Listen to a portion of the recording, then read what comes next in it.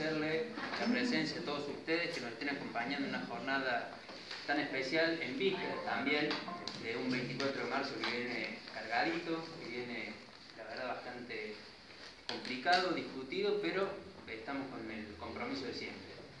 Antes de empezar con los dos expositores, queremos agradecer la presencia de los compañeros y amigos de distintos espacios políticos que hoy nos acompañan. Están presentes los amigos de Libres del Sur, compañeros del PTP, compañeros del UP, compañeros del MNR, del movimiento Defendamos Alberdi. Les damos a todos un saludo muy especial, les agradecemos que estén acá. Así que bueno, gracias por haber venido. La verdad que cuando empezamos a pensar en el 24 de marzo y todo lo que significaba, queríamos ver de darle una vuelta de rosca, porque en algún punto este año asistimos a un debate que nos parece a los socialistas nos pone marcha atrás en algunas cuestiones que considerábamos que estaban, no sé si resueltas, pero por lo menos las teníamos un poco más claras.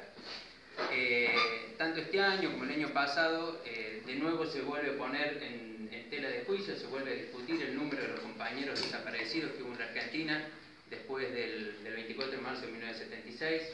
Asistimos nuevamente a una nueva teoría donde se equipara a las organizaciones guerrilleras al terrorismo de Estado. Queríamos tratar de discutirlo con ustedes, ponerlo en debate y que después tengamos, además de tener a dos referentes de los derechos humanos acá de Córdoba, que después podamos entre todos charlarlo, hacer algunas preguntas, hacer un ida y vuelta y sobre el final también comer una empanadita y tomar un vino para todos los que se puedan quedar. Así que bueno, como verán nos acompañan y voy a pedir un fuerte aplauso para quien actualmente hoy se desempeña como legisladora aquí en Córdoba y es directora de APDH de la filial de Córdoba, para la compañera Liliana Montero, pido un fuerte aplauso.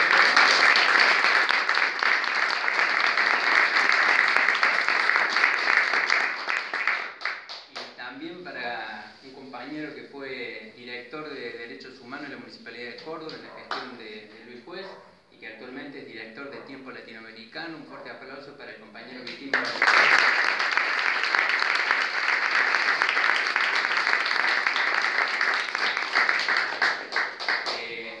Como dijo Vitín, él dice que arranque Liliana. Tengo la palabra a Liliana para que arranque. En primer lugar, agradecerles muchísimo la invitación. Siempre vine seguido, pero la semana pasada estuvimos charlando de algunas cuestiones más políticas, domésticas, pero es un placer venir a la Casa del Socialismo, así que en primer lugar agradecerles la invitación y agradecerles también la posibilidad de estar con el Vitín. Para mí siempre es la verdad que es un honor estar con él y a veces hasta inhibe, ¿no? Porque una se siente chiquita hablando de los derechos humanos al lado del Vitín, así que lo mío va a ser muy modesto y voy a tratar simplemente de puntuar algunas cosas sobre una mirada seguramente mucho más humilde y mucho más desprovista de conocimiento de la que tiene Vitín, y también dejándole a él seguramente un análisis más profundo acerca de la historia y de los recientes juicios y de la realidad que hoy tenemos en relación a los juicios, y una lectura acerca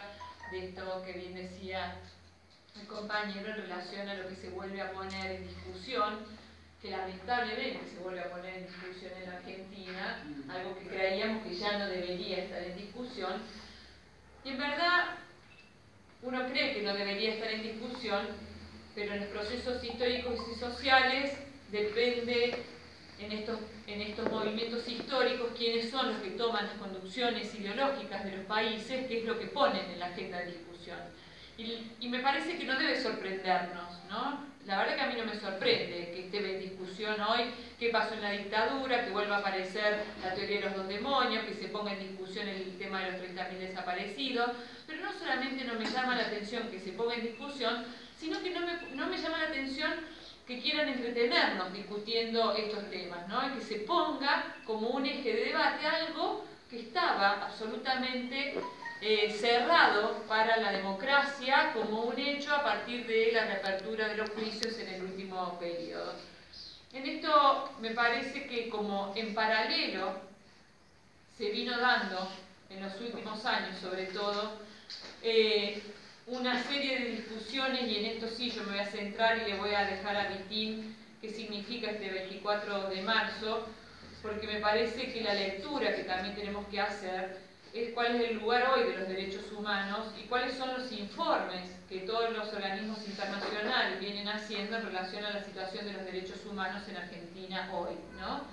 Por un lado tenemos la realidad de los juicios. Vitín recién cuando estábamos en la previa nos contaba algunos datos que son muy interesantes, ¿no? de poder remarcar las responsabilidades de los militares, pero también la responsabilidad de los civiles, hasta dónde la sociedad argentina, hasta dónde la justicia está dispuesta a avanzar en la responsabilidad de los civiles y en la responsabilidad de los propios miembros de la justicia argentina. Pero también, y esto es lo que más me preocupa, es cuáles son aquellos indicadores en materia de los derechos humanos a 32 años de democracia que hoy están en juego y que recién la veía entrar a Silvia, que veo que es una de las representantes más importantes a mi criterio de los movimientos sociales en Córdoba, que hoy están en juego precisamente en la Argentina de Macri.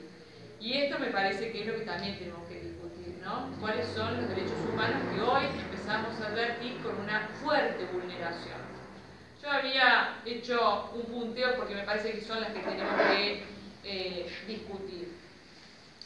Está fuera de discusión que hay una fuerte vulneración de derechos en el tema de las cuestiones de género, ¿sí? Esta es una de las deudas importantes que hoy tiene la Argentina y la tiene en referencia a todos los organismos internacionales, y no es algo que afecte a la Argentina, pero sí es algo que Argentina no ha podido avanzar. Si bien tiene buenas leyes, la bajada de las leyes a las políticas públicas no ha tenido la misma trayectoria. Y esto pasa en muchos de los ámbitos. Tenemos leyes importantes, tenemos leyes, por ejemplo, de identidad de género, y sin embargo las acciones en políticas públicas destinadas a garantizar la identidad de género no van en consonancia con las leyes que tenemos. Entonces la vulneración de derechos al colectivo LGTB también es una vulneración en materia de derechos humanos. También me parece que hay que puntuar importantemente, a mi criterio, lo que sucede leía hoy un informe respecto de las cárceles. Vitín también conoce este tema y tenemos datos que son alarmantes, ¿no? Tanto de los del año 2015 como los del año 2016, y si bien Argentina ha adherido a los tratados internacionales contra la tortura y los tratos degradantes, los informes en relación a las muertes adentro de la cárcel o los malos tratos también son alarmantes. Entonces, digo, otra luz roja: mujeres, cárceles, colectivos minoritarios. Decía el compañero el tema de los pueblos originarios, que en el gobierno anterior, hay que decirlo, sí tuvo un avance, vuelvo a decirlo, en materia legislativa, pero no en materia de políticas públicas. Voy a contar un hecho porque a mí me parece que es importante. La disputa del gobierno de la provincia de Córdoba durante el periodo anterior con el gobierno nacional del kirchnerismo hizo que todas las leyes nacionales, que a mi criterio eran buenas, yo no vengo del kirchnerismo, no soy kirchnerista, no fui kirchnerista, pero sí reconozco que el gobierno de Cristina y de Néstor, en materia de legislación de derechos, de protección de derechos, hizo aportes importantes, muy importantes. Córdoba, en esta disputa mezquina que tuvo por la interna del PJ, lo voy a poner en estos términos porque la verdad que no tiene otra explicación, todas estas leyes importantes de identidad de género, de fertilización asistida, de lucha contra la violencia de la mujer, de trasplante, miren, no sé la lista que les puedo nombrar de leyes nacionales, Córdoba no adhirió a una, ¿sí? Sobre texto de que esto era abrevar a un gobierno nacional que sometía a la provincia, bueno, todo lo que ya conocemos. En el último año ha habido una catarata de adhesiones de la provincia a las leyes nacionales, no del gobierno de Macri, de las leyes de los últimos 12 años. Toda la sesión adherimos a una ley nacional sancionada en los años anteriores, porque la verdad que si no adherimos no entramos a los programas nacionales que tienen que estar vigentes, y además muchas veces, sobre todo lo que tiene que ver con los programas de cobertura, por ejemplo, de cuestiones de salud, si no estamos adheridos como provincia a las leyes nacionales, no hay reconocimiento, por ejemplo, de las obras sociales. Tenemos ese problema en materia, por ejemplo, de fertilización asistida. Entonces, bueno, la verdad es que es una cosa desopilante lo que está pasando en materia de protección de derechos. El otro tema que me parece que es bueno, en ese contexto todo lo que tiene que ver con el acceso a los servicios de salud reproductiva, me parece que es otra deuda que tenemos. Sí me parece que ha habido un tema, y lo quiero tratar porque me parece que es un tema grave en la actualidad y que para los organismos de derechos humanos, como es la PDH, que además tiene una estructura nacional y que además ha tenido repercusión y que no puede pasar desapercibido para ninguna organización política ni social, es el caso de Milagro Sala. O sea, no puede haber duda en relación a la detención arbitraria y a que Argentina esté violando todo el tratado y todas las recomendaciones internacionales a la injusticia y a la arbitrariedad de la detención de Milagro Sala. No hay, desde el punto de vista del derecho, ni nacional ni internacional, razón alguna para que Milagro Sala esté detenida, independientemente de cualquier consideración que nosotros podamos hacer acerca de las causas que involucran a Milagro Sala en el manejo del dinero del kirchnerismo. No estamos discutiendo eso, ¿está claro? Lo cierto es que cuando Milagro Sala la detienen porque pone una carpa frente a la plaza, a la Casa de Gobierno de Jujuy, y hace un acto de protesta a la nueva gobernación de Gerardo Morales. Esto, no hay informe internacional que nosotros como organismo de derechos humanos hayamos leído que no haga referencia al caso de Milagro Sala. Y lo grave desde el punto de vista del sistema democrático es que un gobierno democrático desoiga permanentemente las recomendaciones de los organismos internacionales y que se dé el lujo de decirle a los organismos internacionales que no conocen la causa.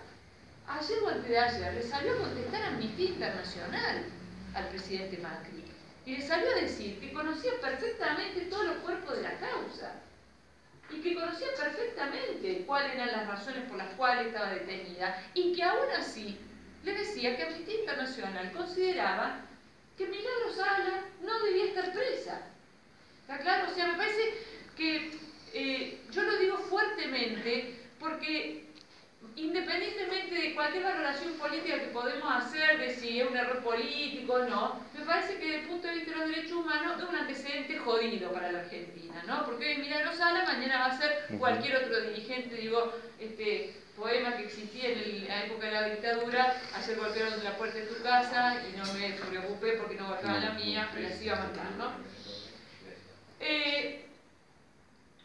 Otra cuestión que me parece que está en el centro del debate tiene que ver con las instituciones de seguridad, con los abusos policiales y demás. Voy a remitirme solamente a Córdoba. Ustedes saben que hemos trabajado con un dirigente inclusive del Partido Socialista, con Roberto Birri, en la gestión pasada, fuertemente sobre lo que se conoce como Código de Faltas, actualmente el Código de Convivencia.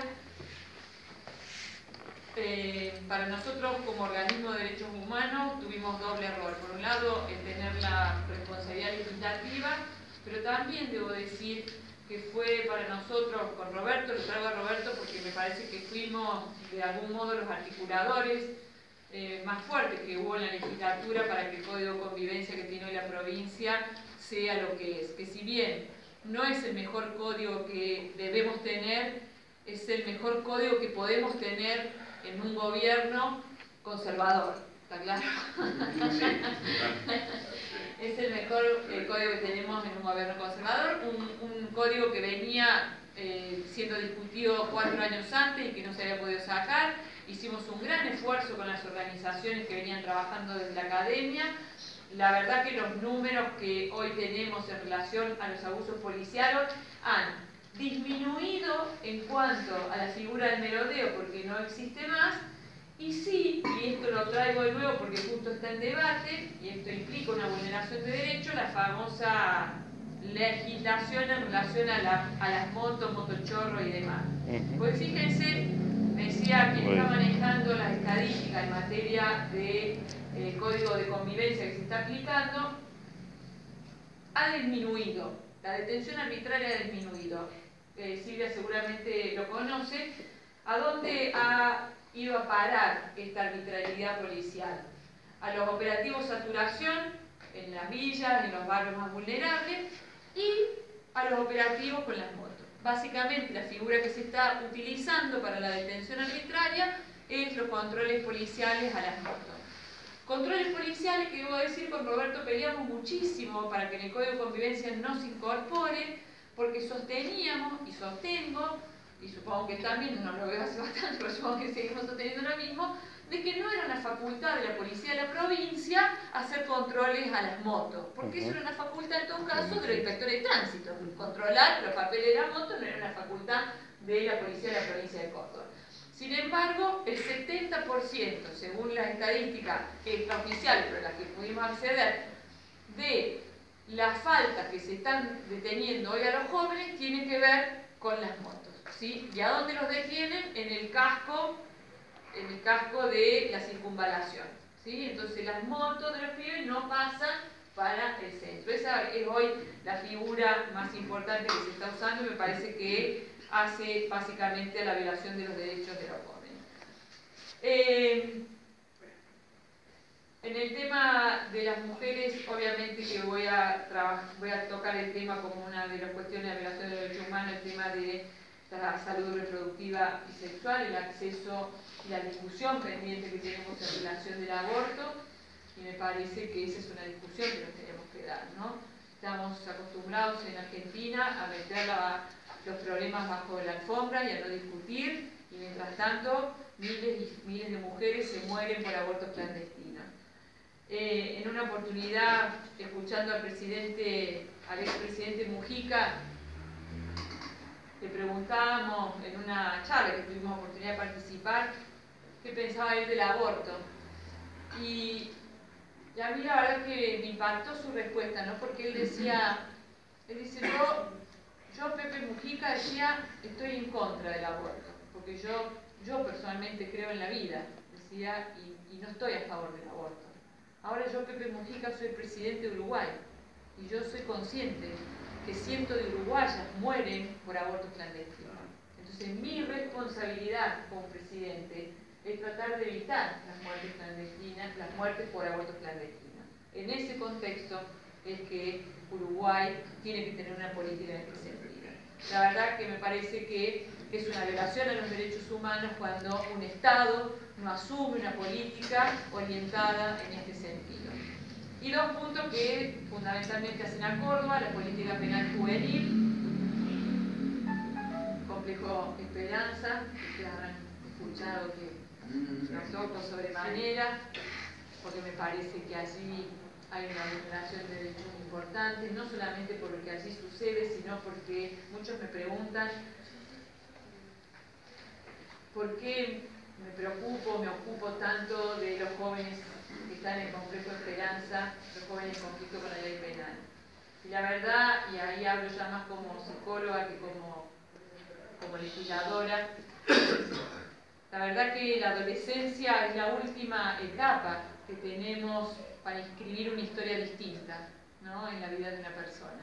La última etapa en donde el psiquismo está permeable, tan permeable como esa, se la llama la segunda infancia. Y entonces es como una oportunidad maravillosa para poder, ¿sí?, generar condiciones de vida absolutamente distintas. Lo que no hagamos ahí, digo yo, no lo vamos a poder hacer cuando estén en Bower. Entonces, la política penal juvenil, que no se está llevando adelante, y que si bien yo reconozco en Córdoba dos periodos, un periodo por lo menos de lo que a mí me tocó ver, de los periodos de 4 años de José Manuel de la Sota, en donde la verdad que fue una aberración total, que nos llevó a presentar un habeas corpus, también con Roberto. La verdad que yo lo extraño bastante la legislación. Un habeas corpus colectivo que el juez hizo lugar y que se tramitó durante 2 años. Eso modificó bastante, pero la verdad que cuando llegamos cuando desde algún lugar llegamos a la justicia en materia de derechos humanos, es porque fracasó la política pública. Claro, o sea, la verdad que ni a mí ni a nadie nos gusta estar teniendo que ir a la justicia una y otra vez, mucho menos en acciones de este tipo como puede ser una vez corpus correctivo colectivo, o sea, que es una instancia en donde lo que estamos diciendo al Estado es que está violando derechos elementales. Entonces, en ese momento, año 2014, fue una situación realmente de crisis estructural, imposible de llevar adelante cualquier acción, se corrigió bastante y yo reconozco que en el último año de gestión, a partir de la presencia del ministro Angulo al frente del Ministerio de Justicia, ha habido un cambio importante en el Ministerio y en el Complejo Esperanza, que bueno, ha tenido algunos traspiés en este último tiempo por algunos cambios que se han pretendido implementar, muchos de los cuales coincido, a veces no coincido en las formas, pero sí coincido en el fondo, y me parece que esa es una materia pendiente, ¿no? Porque a veces cuando uno piensa y habla con los pibes, estos pibes vienen de historia de vulneración de derechos sistemática y sostenida. La mayoría de ellos han estado previamente a estar en el sistema penal juvenil, han estado desde edades muy tempranas bajo tutela del Estado en el sistema prevencional que se conoce, en situación de vulnerabilidad por abandono de la familia de origen, por situaciones de abuso, por situaciones realmente de vulneración de derechos. Y cuando van creciendo, esa misma situación de vulneración a la que el Estado también los abandona, hace que ingresen a situaciones que los llevan al sistema penal juvenil. Entonces el Estado es una cadena de responsabilidades de abandono. Y el último punto que me parece importante en materia de derechos humanos de la actualidad tiene que ver con la salud mental, que no voy a decir mucho más de lo que ustedes ya seguramente saben, pero que tiene en consonancia con todos estos lugares y que seguramente vamos a coincidir con mi team y voy a retomar para dejarle lugar a él. ¿Qué es lo que han tenido o que tienen para mí como factor común? Tanto lo que pasó en la dictadura, como lo que pasa en los lugares de detención, como lo que pasa con el tema del aborto, como lo que pasa con la violencia de género, como lo que pasa en el sistema penal juvenil, como lo que pasa con los pibes que son detenidos arbitrariamente, como lo que pasa en el sistema de salud mental. A mí me parece que hay una palabra que une a toda esta vulneración de los derechos humanos y que es la invisibilización, ¿no? Todas estas situaciones tienen como común denominador la invisibilización que hace el Estado de estas situaciones, ¿no? Lo que no se ve, lo que no se sabe, no existe, ¿no? Esto de todo lo que estuvo tapado durante los años de la dictadura parecía que no estaba. Mientras se jugaba un partido de fútbol, un campeonato, no existían, ¿no? Desaparecidos, no están. No sabemos hoy dónde están. Lo mismo pasa, lamentablemente, en la democracia con todos estos derechos que muy rápidamente, y seguramente me dejo en el tintero un montón, con la invisibilización.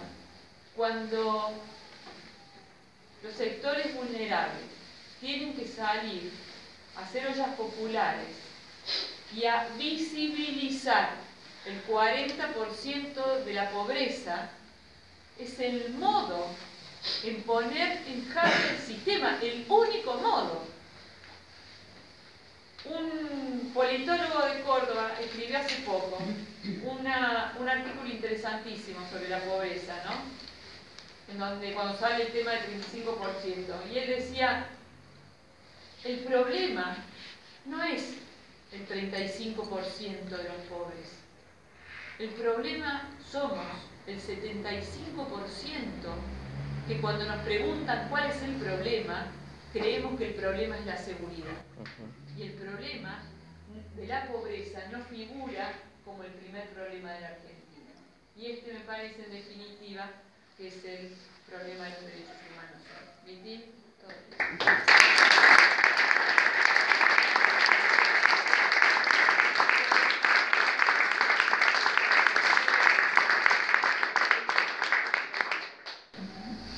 Bueno, yo voy a agradecer la invitación porque en realidad cada vez que me invitan así a conversar es una oportunidad para uno pensar un poco en la acción, en el sentido de las acciones que han comprometido la vida histórica, ¿no? Entonces, los derechos humanos y la política, es el título. Yo hace ya mucho tiempo escribí varios artículos que se publicaron en este librito y uno de los últimos tiene justamente ese título. En realidad los derechos humanos,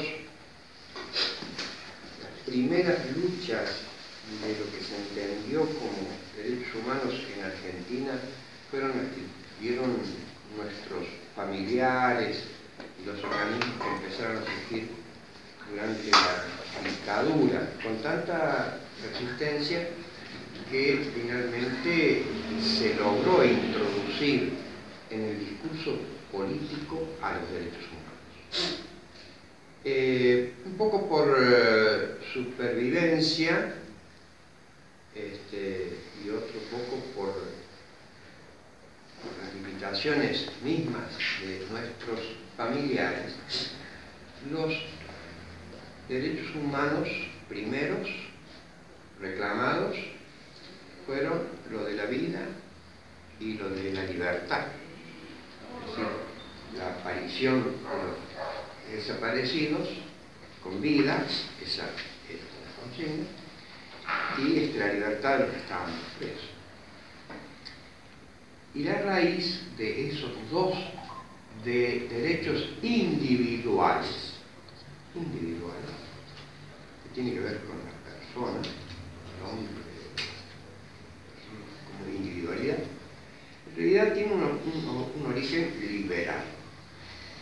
Todo el mundo sabe más que yo. Esto viene de la Revolución Francesa, todo ese proceso largo.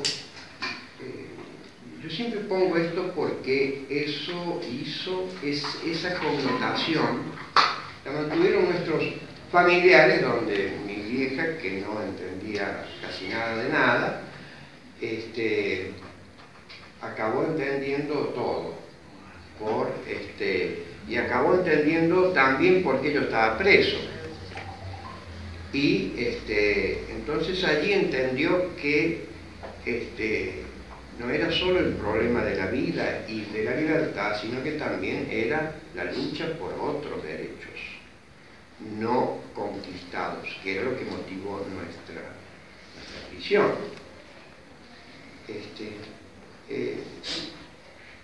Es decir, en lo que decía recién Liliana, en estas cosas que digo yo, la política estuvo siempre presente aunque uno la quisiera aislar o marginar.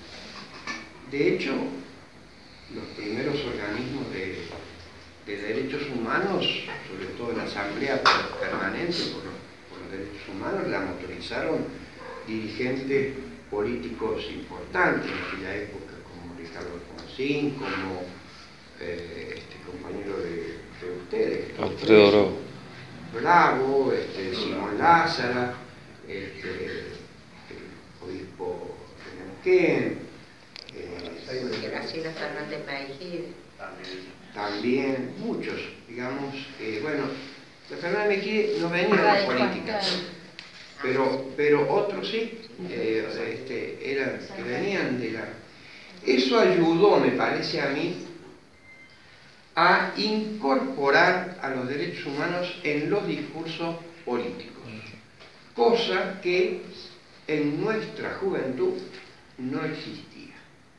Cuando nosotros empezamos nuestro compromiso político, y específicamente hablo del caso mío y de otros como yo, que militábamos en la juventud peronista, para el peronismo la democracia no tenía ningún valor, porque si no se había podido votar nunca desde el 55 para adelante, con la persecución, la prohibición del mismo nombre de Perón, entonces la democracia era la democracia liberal burguesa. No estaba incorporado en ninguna parte de nuestro discurso la democracia. Más aún, había casi un discurso en contra, porque las formalidades de la democracia liberal burguesa lo que hacían de última era negar los derechos que los trabajadores habían conquistado en los 10 años de gobiernos peronistas. O sea que el tema de la justicia social, que incluye esa otra incorporación, sobre todo en la reforma constitucional del año 1949, donde se establecieron todos los derechos que desde entonces han sido vanguardia, diría yo, en Latinoamérica en cuanto a brindar herramientas para la mejor calidad de vida de los trabajadores. Por eso, yo en algún lado también escribí hace mucho que los derechos humanos era el nuevo nombre de la justicia social. Porque en realidad los derechos humanos, si solo nos mantenemos en la lógica de las violaciones cometidas por el terrorismo de Estado, en la lógica de la vida y de la libertad, reducimos lo que debe entenderse de mi perspectiva, y no desde mi perspectiva, desde los que han entendido todo lo que hizo referencia recién Liliana en relación a las convenciones internacionales y tratados y demás, cómo se avanzó en el constitucionalismo social incluso. Por eso la reflexión, y quiero no irme tanto por las ramas, porque como les digo, la provocación que me significó que me invitaran a dar esta charla me hizo decir, ¿y por dónde hay que agarrar el tema? Y yo empecé por preguntarme para qué sirve, cuál es el fin de la política. Y habría que preguntarse eso y definir eso y discutir sobre eso para después ver cómo entran en ese terreno los derechos humanos.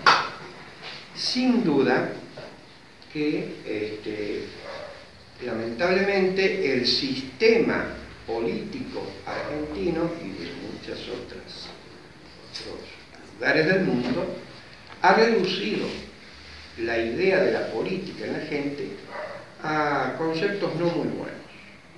Es la corrupción de los dirigentes, es la desvalorización de la política, es las elecciones, y entonces hace política el que trabaja en una campaña electoral y se reduce a eso. Y en realidad la política es tan importante como instrumento, como herramienta de plasmar en la realidad los derechos de las personas, o, digámoslo en otros términos, las condiciones de dignidad de vida de los seres humanos. Y cuando uno avanza un poquito en esa reflexión, necesariamente entra en otra realidad, que es la que en realidad me está preocupando en este último tiempo, y que les tiro así como 2 o 3 ideas, o preguntas más que ideas. Y la pregunta fundamental, que incluso hace poco, el año pasado, cuando vino este amigo nuestro, Leonardo, vos lo hablamos un poco. Digo, che, ¿para qué sirve la democracia? ¿Sirve? ¿A quién sirve? Entonces, es un tema, porque la gente vota confiada en que va a mejorar su calidad de vida y a los 2 o 3 pocos pasos la calidad de vida fue para atrás. Salvo que hubiese instrumentos de participación, como fueron en un momento con fuerza, hasta que fueron en su mayoría cortados, los movimientos sociales. Leonardo nos decía, mira, estamos en época de la democracia mínima. Dice, porque la democracia participativa pasó y se desaprovechó.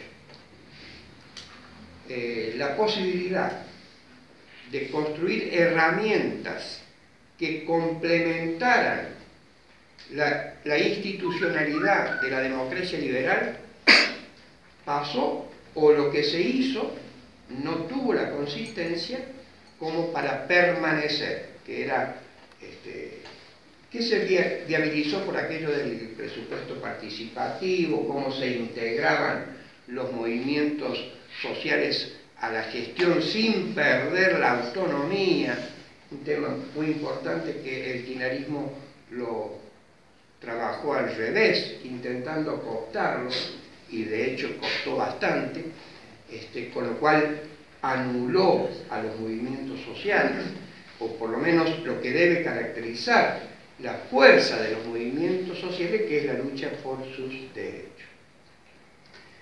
De todas maneras, yo le dije a Leonardo, mirá, no me conforma lo de la democracia mínima, porque siempre es mínima.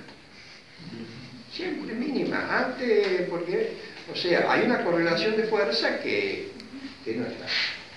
Y donde los partidos políticos no alcanzan a cubrir la representatividad de esa amplitud social.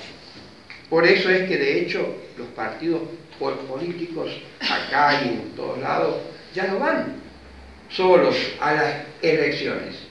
En realidad son armados electorales lo que se hace. Frentes, alianzas, lo que sea.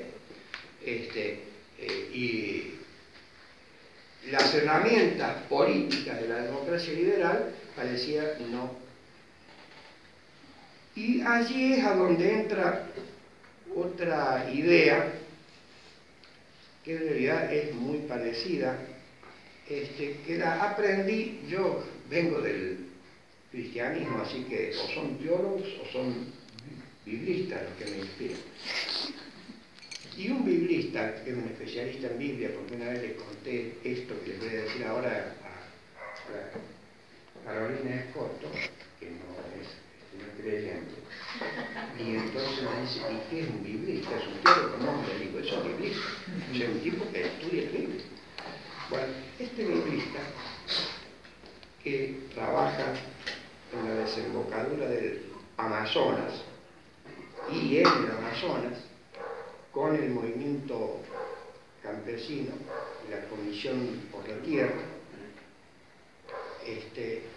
hablando de estos temas, pero hace ya muchos años atrás, dice, el problema de las democracias nuestras es que la democracia occidental viene de los griegos. Todo lo hemos aprendido en instrucción cívica. Era en la época mía, no sé cómo será ahora, la materia esa que enseña las instituciones. Y todo el mundo levanta la democracia como la panacea. Dice, pero Demos es pueblo. Así nos han enseñado. Pero dice, ¿cuál era el pueblo que debatía en el ágora? Debatía el pueblo libre. Los esclavos. Mientras que los esclavos los apantallaban. Ni las mujeres. Las mujeres No, tampoco las estábamos. mujeres, más atrás todavía. Atrás de los esclavos. Pero además era para regular la polis. que era la ciudad. El campo no. Entonces el campo tenía que poner el alimento, los impuestos, el trabajo, los recursos humanos y materiales para que la polis pudiera funcionar. Entonces dice, el problema es que en griego hay otra palabra, yo siempre lo repito porque es nada más que de pedagogía, pero sirve. Hay otra palabra que es laos, que también significa pueblo, pero significa pueblo multitud. ¿Cómo qué palabra es? Laos. Laos. Y allí la Iglesia ha derivado una palabra que es laico, que si alguno de ustedes es medio católico o cristiano, tiene una lógica, el Papa, los obispos, los sacerdotes, y allá al fondo los laicos, deberíamos hacer nosotros. Las mayorías. Laos es pueblo mayoría, pueblo multitud, que son los que no cuentan. Entonces, el problema central es pasar de la democracia a la laocracia. En términos más modernos, sería un pasito intermedio en la democracia participativa, es decir, a través de los movimientos sociales, ¿cierto? Pero en definitiva, no hay posibilidad de consolidación de los derechos humanos en la democracia si no hay este paso hacia la laocracia. Entonces, quería, hay mucho, hace pocos días leí un artículo de un sociólogo y un economista española donde habla de la democracia agredida y habla de estas cosas, de cómo en realidad, a diferencia del liberalismo, el neoliberalismo fue mucho más inteligente y aquel dejar pasar, dejar hacer en francés, para los que dirán en francés, yo lo digo en castellano, el neoliberalismo dijo no vamos a dejar pasar y hacer. Ahora vamos a aprender y entonces el Estado también nosotros lo queremos. Ahora ellos disputan el Estado. Y esto tiene que ver con este avance de las democracias hacia la derecha, digamos. No un fenómeno latinoamericano solo, sino también Europa, ustedes, afortunadamente parece que en Noruega, Holanda, Pero no hablan de la derecha. sí, pero no ganó la vuelta. no, pero era peor. No ganó la Y yo digo, ¿hasta cuándo es la lógica del mal menor, no? Porque esa es la lógica en la que nosotros estamos expuestos en cada coyuntura, hasta las coyunturas electorales. Pero, para no irme tanto por las ramas, yo quería hacer estas reflexiones porque no hay posibilidades, como decía recién, de avanzar en la consolidación de derechos, estos que mencionaba recién, que están todos escritos, que ya son leyes, lo cual es un avance, hay que decirlo, que esté escrito ya es un avance. Ahora, que después se plasme es otra lucha. Y claro, ¿y quién lucha?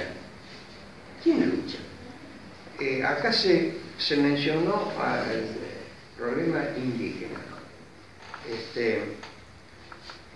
Hay uno de estos autores que menciono yo que uno de los aportes que hace el movimiento indígena a la democracia es este cielo, esta utopía del buen vivir. Este buen vivir es como la utopía que tironea a la lucha por un tema que no es menor y que ninguna de las democracias progresistas o populares en América Latina se animó a meterle el cuchillo, que es la tierra. la preservación de los recursos naturales, la Pachamama, todo esto tan importante hoy, que me parece que es uno de los paradigmas. Yo creo que la sociedad en general avanza, pero avanza expresándose como en explosiones, como espasmódicas, digamos. Y esa marcha en defensa del bosque nativo fue muy importante, pero tiene que arraigar en organización y después volcarse en la discusión política y en la decisión política. No solo la participación política, sino en el protagonismo para que se haga realidad. Fíjense ustedes, ¿qué ley democrática que la de medios? Que salió no sé en qué año, pero... En 2009. Bueno, ¿y a dónde está la ley? La borraron de un decreto. Y todo el mundo diciendo, bueno, es la democracia, y si uno cuestiona un poquito de más, pasa a ser terrorista. Porque la democracia, entendida de esta manera, es el ámbito de la generación de los consensos. Y yo digo, no es el ámbito para consensuar, es el ámbito de resolución de los conflictos, que es distinto. O sea, la base de ser de la política es la de resolver los conflictos con instrumentos que son las leyes, son las distintas herramientas que se pueden construir. En donde la menos valorizada es la participación popular. No quiero avanzar más en este tema porque es para mucho más. Y porque yo creo que todavía es un tema que debe pensarse más, porque acá estas explicaciones de que lo dicen estos autores, ¿no? que he leído hace poco, la descalificación del que cuestiona. Pero estos sectores de la derecha que han ganado o vienen ganando las elecciones en Latinoamérica ganan con los votos de la gente. Entonces, ¿dónde está el problema? Está evidentemente en la transformación del sentido común. ¿Y quién ha ganado el sentido común? Y uno de esos autores dice que el viejo sentido común, otro autor aclara, ustedes lo deben conocer más, aclara que el sentido común no es lo mismo que el buen sentido. Pero el sentido común ha dado espacio no solo en la razón, sino en la sensibilidad de la persona, de las personas, de los grupos muy sociales, al deseo. Entonces lo que guía las acciones de las personas es el deseo, no la razón. Y ese deseo, el neoliberalismo lo satisface con el mercado, con la ideología del consumismo. Y en ese aspecto, ninguno de los gobiernos populares o progresistas ha trabajado. Al contrario, al asentarse en lo que algunos llaman el neoextractivismo, que es la minería, la soja y el petróleo, o sea, que lo incluyen a Venezuela en este análisis, no desarrollan el trabajo formal y entonces generan muchos recursos, pero que alcanzan y sobran para mejorar las condiciones objetivas de vida, pero no para consolidar reformas estructurales en la sociedad que permitan mantenerse en el tiempo, sabiendo que en el medio van a tener los latifundistas, los dueños del capital financiero, etc. Bueno, yo les dejo el tema porque en realidad da para como mucho más. Y con esto sí quería ir bajando hacia lo que estamos viviendo nosotros, porque en realidad ya ha mencionado varios aspectos Liliana, pero en lo que hace específicamente a los derechos humanos violados por el terrorismo de Estado, yo les comentaba recién al principio, que hoy justamente, hablando en el juzgado, en uno de los juzgados que lleva la instrucción de las causas, hay más de 600 causas en instrucción, y se plantea como a veces, algunos jueces también que son un poco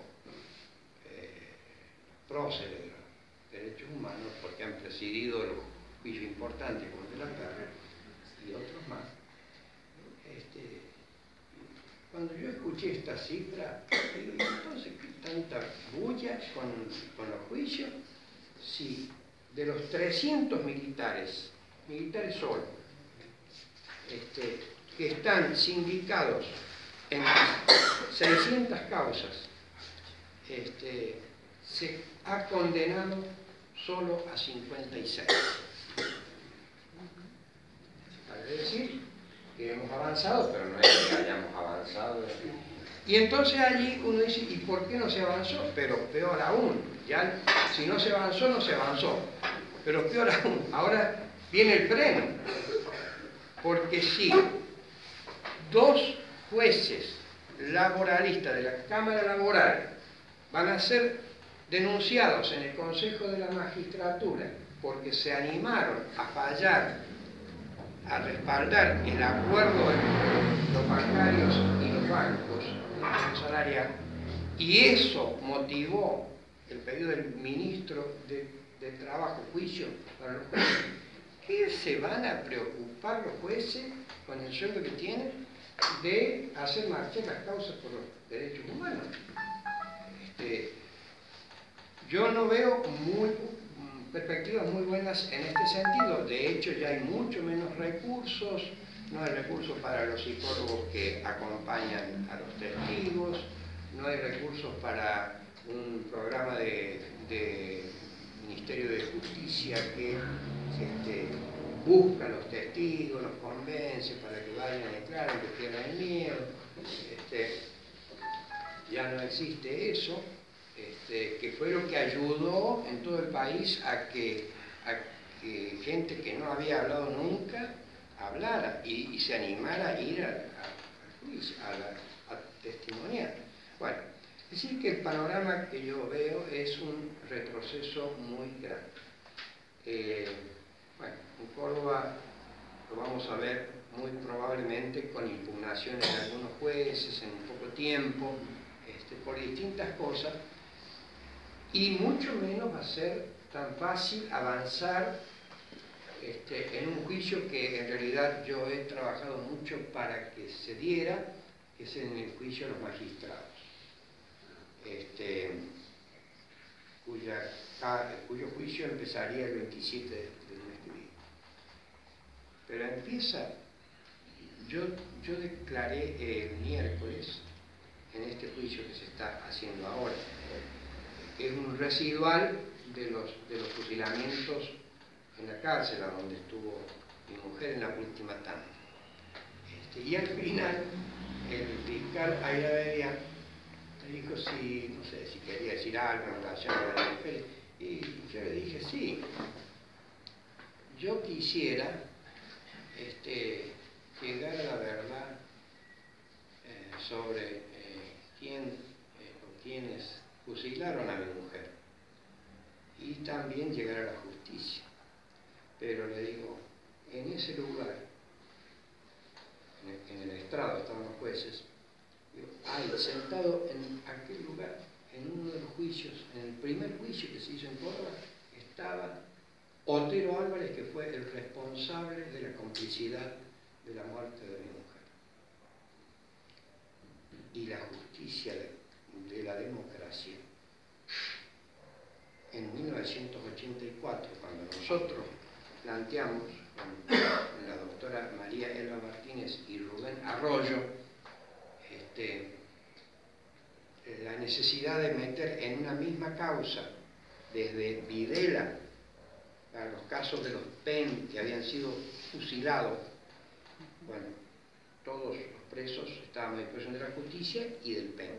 Entonces, en el caso de Videla era porque eran presos a disposición del Poder Ejecutivo, sin cuya autorización no podría haber sido sacado de la cárcel. Y en nosotros era por jueces, porque sin su autorización no podrían haber sido sacados de la cárcel por funcionamiento. Y ninguno de esos, y la jueza Garzón de las Canas en aquel momento, separó en otro expediente a todos los magistrados.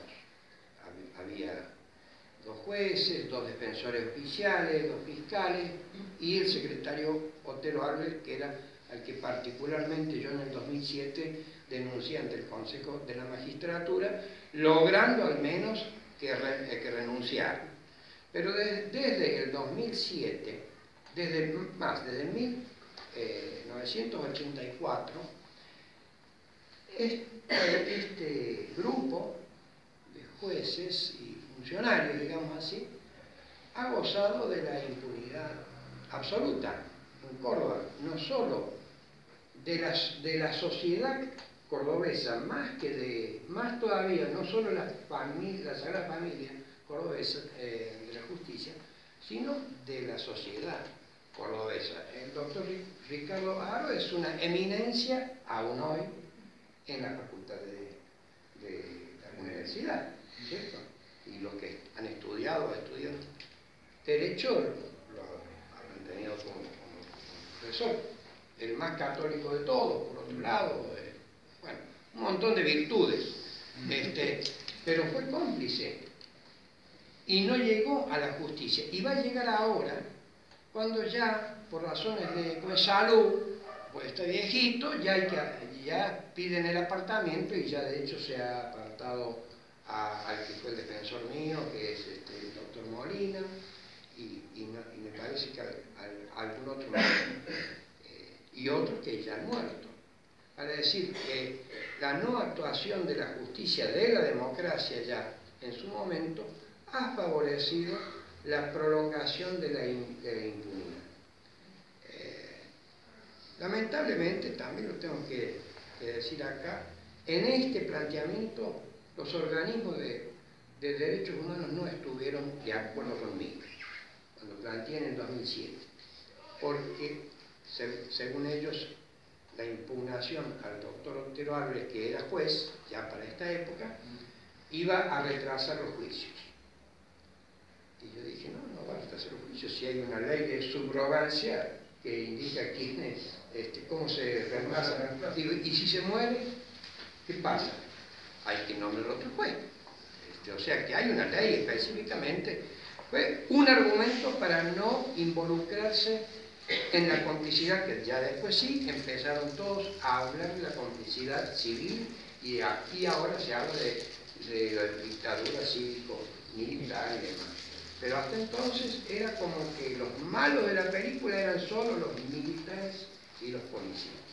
Y dejábamos de lado a los otros sectores, a los medios de prensa, a la parte de la Iglesia que sostuvo ideológicamente a los militares y justificó las torturas, bueno, todo esto que ya ustedes deben saber.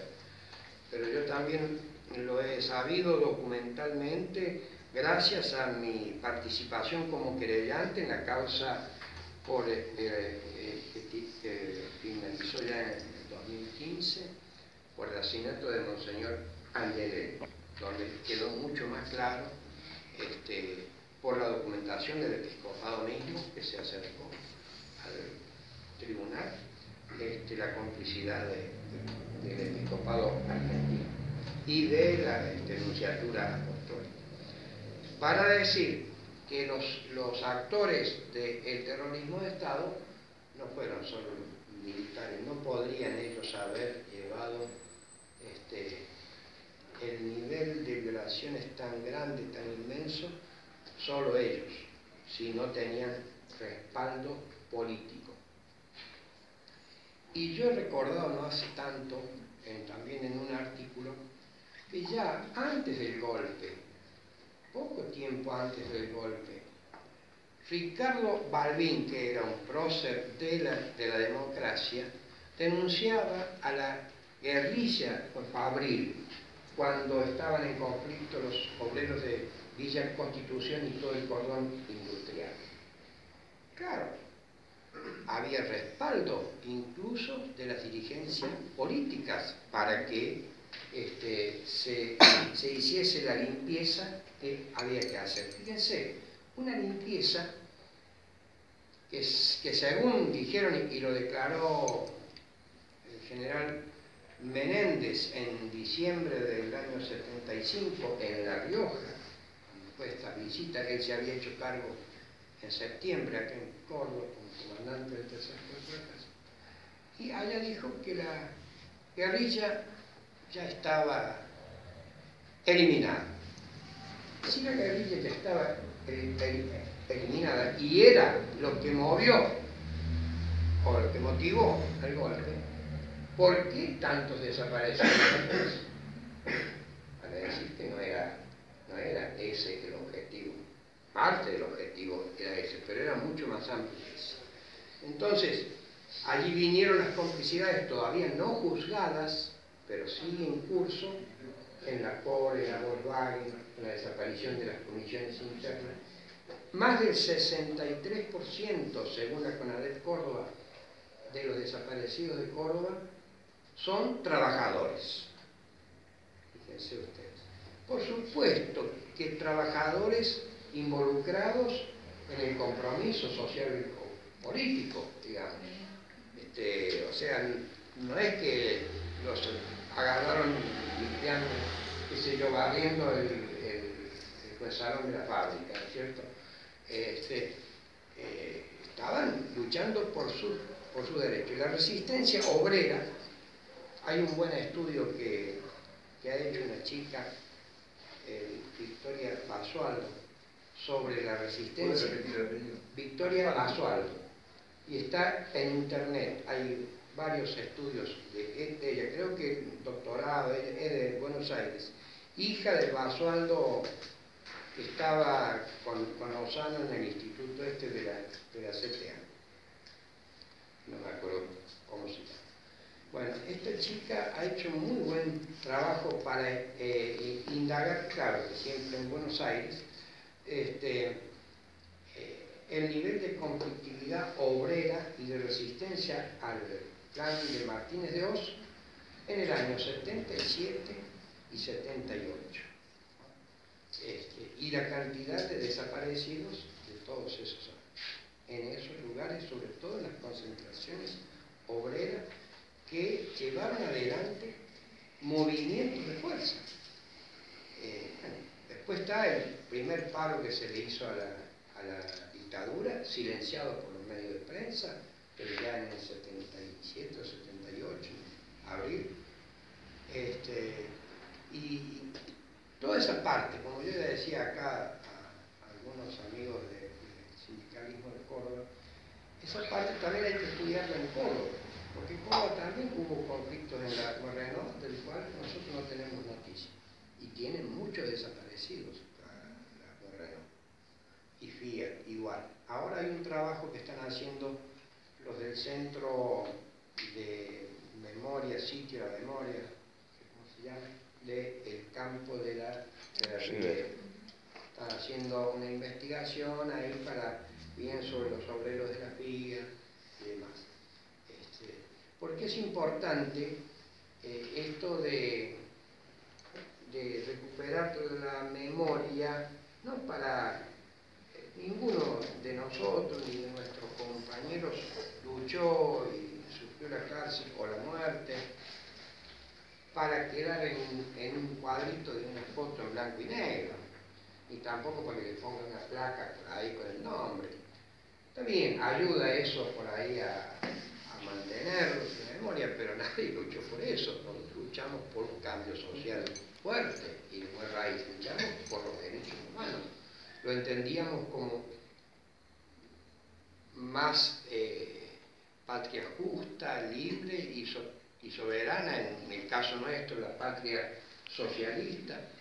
Era una lucha no menor, claro, lo teníamos claro, porque era nada menos que tocarle el punto más fuerte del sistema capitalista, que era cuestionarle la propiedad privada de los medios de producción.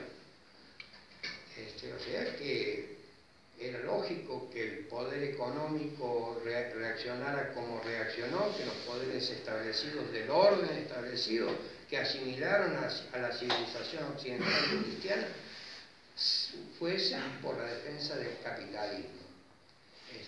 Y todo lo que implicaba posible reforma, posible modificación, porque de última muchas de las banderas que estaban puestas en el programa del 11 de marzo del año 73 del justicialismo no eran la revolución socialista, era un paso, digamos, como se han venido dando en otros lugares de Latinoamérica en estos últimos años.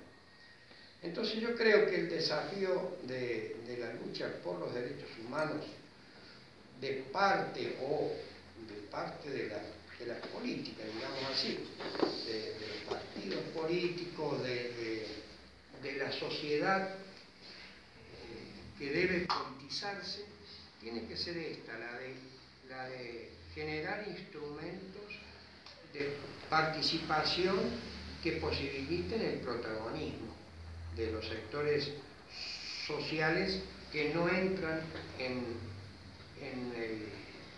el estrecho sistema de la democracia liberal, o sea, pasar de la democracia a la laocracia, para avanzar en derechos, y son pasos. Ahora, ¿quién nos asegura que es un paso para adelante y después no son para atrás otros dos? Pero bueno, dependerá de la generosidad. Y una última cosa que también la rescato de Leonardo Bosch. Dice, si no hay tolerancia, no hay posibilidades de articulación. Esto tiene que ver con otra cosa que ya no la dice él, pero que, entonces yo digo, la tolerancia de quién con quiénes, o entre quiénes. Porque le digo, me parece que a algo debemos ser intolerantes. Sí, hablo desde el cristianismo. Sí, Jesús entró al templo y encontró a los mercaderes y les tiró abajo. No les explicó, no les pidió explicaciones ni les dio explicaciones, le volteó la mesa al mercado. Ustedes han convertido mi casa en cueva de ladrones. No fue muy tolerante, digamos así, fue casi un intolerante. Yo digo que hay que ser intolerante con la injusticia, ¿no? Y tolerantes, muy tolerantes con los que están cerca, con lo que uno le llama en el campo popular, el otro, bueno, cada uno. El campo popular, sobre todo en sus expresiones políticas, ha tenido la virtud de la división, la de buscar el pelo siempre en la leche para fracturarse. Y a veces cada uno hace una fundamentación. Y bueno, allí es donde hace falta la tolerancia y la generosidad. Porque si no, no avanzamos 3 pasos y en las próximas elecciones gana Macri. Si no avanzamos en esto de admitir las cosas que la cara fea del otro, que no es ese el problema generalmente, sino que son otros los problemas, pero tener esta capacidad de amplitud que nos permita encontrar las 3, 5 coincidencias mínimas y avanzar por ahí. Y cuando lleguemos allá, si se llega a ver qué otro punto más podemos sumar. Pero yo creo que este es el desafío para que los derechos humanos puedan pasar de la letra a la acción, al hecho, a la realidad. Que haya capacidad de política de abrir la cabeza y el corazón a una articulación con los diferentes y entre los diferentes para ver si es posible que los que están fuera de esta mesa, de la mesa, que son los del Laos, no están en la polis, acá, parados, los podemos colocar en el centro de la mesa. Y la responsabilidad social, esto lo dice otro teólogo de El Salvador, que no lo mataron en esa masacre que hubo de los jesuitas porque estaba dando una charla en Chile. Pero dice, la responsabilidad es poner